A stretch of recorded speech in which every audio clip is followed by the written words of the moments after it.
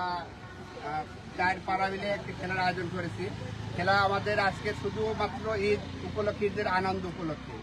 তো ঈদের আনন্দ উপলক্ষে আমরা সিনিয়র জুনিয়র নবীন প্রবীণ যেগুলো সব খেলোয়াড় যাই দেখা যাচ্ছে খেলেনি, অনেক দিন খেলেনি বা দীর্ঘদিন যাবৎ চাকরি করে, অনেক বাইরে আছে, তাদের অনুরোধে আমাদের আসলে এই মাসুম টাসুম সব মানে পাড়ার সবাইকে নিয়ে আর কি, গ্রামের সবাইকে নিয়ে খেলাধুলা আয়োজন করা হয়েছে।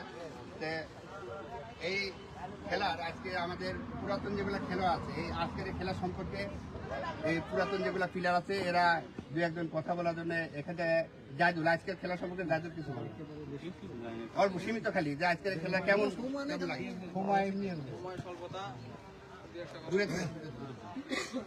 বক্তব্য দলে এমনি যে এরকম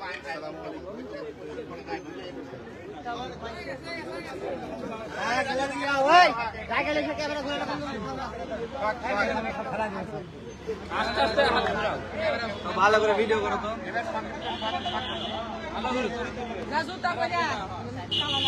জার্সি সারা লোক বের করে দাও।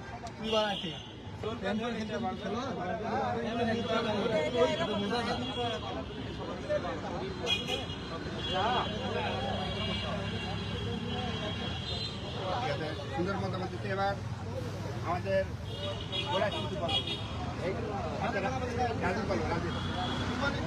আয়োজনটা সুন্দর আরো করা যায় কিনা, কিভাবে করলে ভালো হয়, এটা কেমন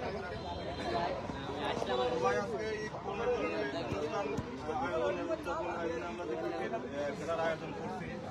সবাই কোনো রকম বিশৃঙ্খলা না করে ভাই ভাইয়ের মতন খেলা বলে আমরা শেষ করতে পারি এবং শেষ করে সবাই যার যার কাজে ফিরে যেতে পারি।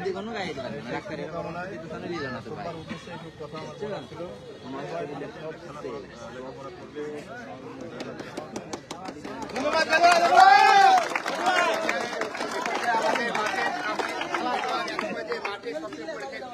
আমাদের সবসময় সহযোগিতা করে এই মতামত বা যে আরো আয়োজন করা যাবে ছেলেমেলে